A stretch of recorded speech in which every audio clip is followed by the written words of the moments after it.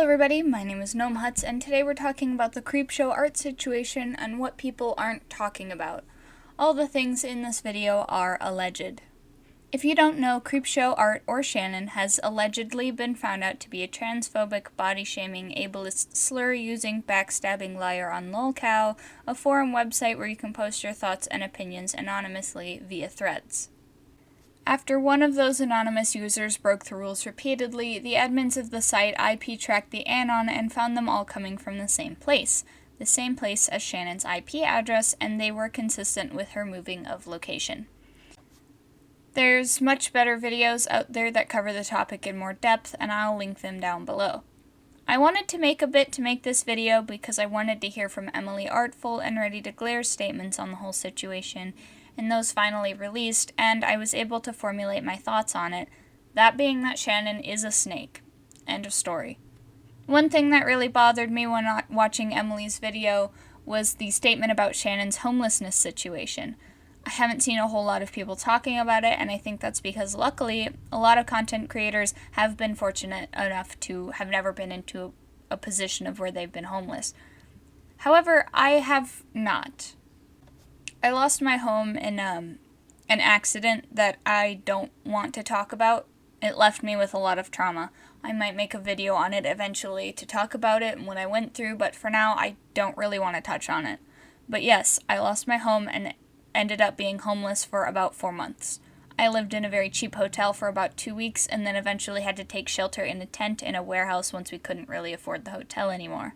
So I was much luckier than a lot of people. However, I did have to build everything from the ground up again.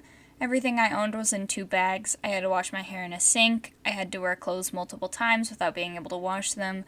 And when I was able to wash them, it was in a laundromat that was on a bad side of town. We had to scavenge for quarters sometimes to be able to afford washing our clothes. And that sort of thing has left me and my family with a lot of trauma. I do want to acknowledge that I was definitely in a much better situation than a lot of other people who have been homeless, and to them I wish them the absolute best because that sort of thing is really hard.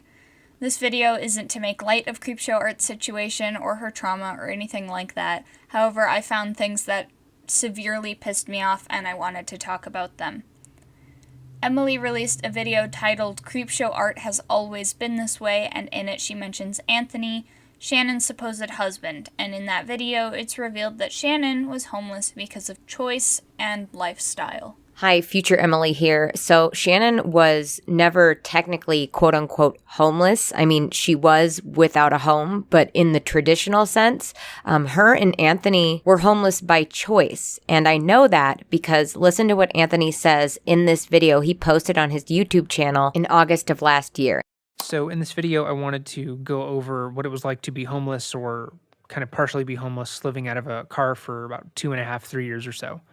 And keep in mind, this was a conscious decision to do this. We didn't get evicted and thrown out on the street or something like that. We planned for this for about 6 months to about a year or so. And I also thought it would be kind of fun to go over the recording rig that I had kept while we were living out of the car and how I managed timing and working on headphones and a computer in the public library just during their operating hours.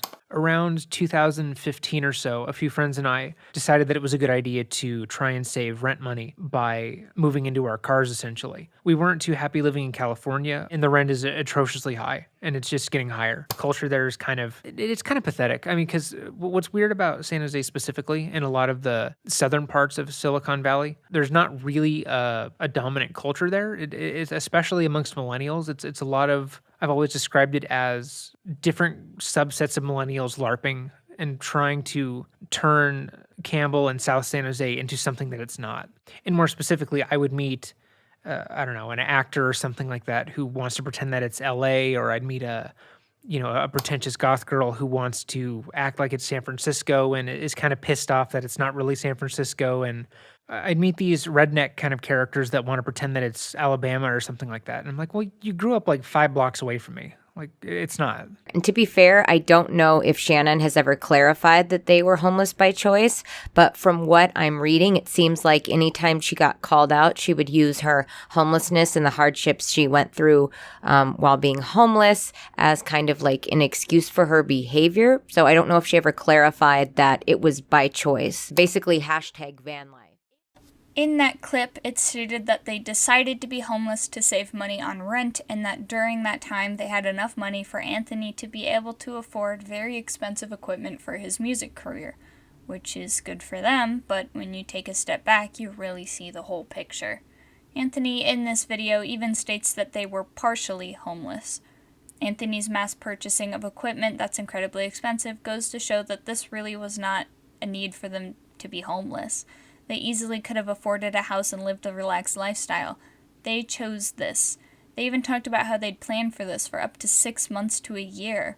People who are homeless don't get to choose when that happens. We don't get to be prepared in most cases. They put themselves in that situation. They could easily have afforded a house. But they chose specifically to live out of their cars. They very well could have afforded an apartment. They complain about the rent in California, so why couldn't they have moved out of California? It makes absolutely no sense. The trauma that Shannon experienced with being homeless, she could have entirely avoided. But they decided to be homeless for the aesthetic of it, and that pisses me off. A lot of people who go homeless are homeless because of cases like mine, where a tragedy happens and you lose your home, or you're suddenly kicked out or evicted. You don't get to choose what you bring. This also means that Shannon and her husband got to bring most of, if not all of their things with them, meaning they were basically just living a nomadic life. I don't know how much I need to stress that this is gross. They chose it. Shannon, in most of her videos, made it seem like it was sudden and that they had no choice. They had a choice. I want to be fucking clear right now. Homelessness is not an aesthetic. It's not a minimalist lifestyle to live. It's traumatic every single day. I was lucky enough to not have to live out of my car, but the feeling of not having money, not being able to wash myself or my clothes regularly, that kind of shit is a price you have to pay to live with every single day of your life. She lived very privileged. Shannon could have easily have gone to her parents or gotten a house or an apartment or anything else, but they chose to live in a car simply because they wanted to save money. Money is something that keeps popping up in the Creepshow Art's drama. I believe with my whole heart that from the very beginning all she wanted was money. Choosing to be homeless to save money, starting a YouTube to make money, it all adds up. Who cares about what relationships you make when you could ultimately, at the end of the day, make more and more money? And I think that's disgusting, you know? If I could have done that when I was homeless, I fucking would have, but we didn't have that choice. Most homeless people don't get that choice. Most of us have to live scraping things off the streets. Luckily, my family could afford groceries, though minimum. I have a squick towards those microwave mac and cheeses for a reason. It's just, something really pisses me off about the whole thing, and I can't quite put my finger about it. Like, she really hyped up her homelessness to get pity points. They just wanted the aesthetic of it, so I wouldn't be surprised if she realized she was getting heat, so she used the homeless trauma card. She's done it before, and she's doing it now. We've seen that. Again, I'm not trying to ignore or erase any of the trauma Shannon might have gotten from living out of her car, not in the slightest.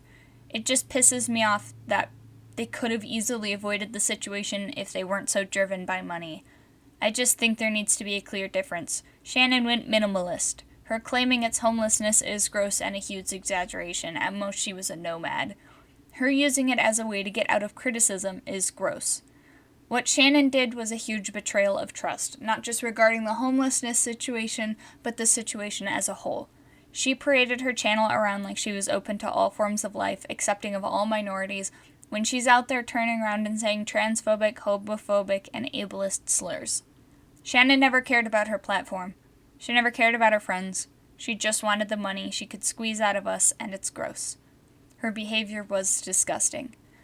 Not to mention, her advice was not the best for homeless people out there. One of her biggest recommendations was to pick up a gym membership to be able to use their showers, which on the surface seems like a really good idea. However, when you look at it, the average gym membership in the USA is $58, sometimes $100 in certain cities. Not a lot of homeless people can afford that sort of thing. When you're homeless, you don't get to have extra money to get that kind of stuff. You have to worry about what you're going to eat. You have to sacrifice things like feeling clean so you can have a safe place to sleep at night. You cannot afford a gym membership to a shower. The whole situation's upsetting. I hope Emily, Julia, and the other people affected are doing all right. And the fans, don't be upset if you supported her. Nobody could have known before now that she was awful. It's gross and unfortunate, but it happened and you can't change the past. You shouldn't feel bad. It's a huge mental toll on all of these people, and they deserve love and support. Anyway, that's the end of my rant. Thank you guys for watching. I just wanted to yell about this into the ether because it's disturbing, and looking back and seeing how she paraded around that she was homeless it just rubs me the wrong way. Maybe that's just me, though, that feels this way. Please let me know what you guys think down below. I'll be linking Emily Ready to Glare's Omnia and a few other videos down below. Check it out if you want more context. Usually I don't make these kinds of videos. You guys know me, I only make drama videos if the drama particularly interests me. And this one piqued my interest. I have personal investment in it, so, you know. Thank you guys for watching. I'll see you in the next one. Bye!